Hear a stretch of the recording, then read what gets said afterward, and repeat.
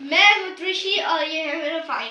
तो यशु को आज इसमें बैलेंस करके दिखाना है। चलो, और दिमाग लगा के करना। इससे मुझे क्या मिलेगा? तुम्हें 100 रुपये मिलेंगे इसमें से। 500 रुपये? 500। अच्छा चलो ठीक है। तुम्हें इसमें बैलेंस करके दिखाना है कैसे होगा।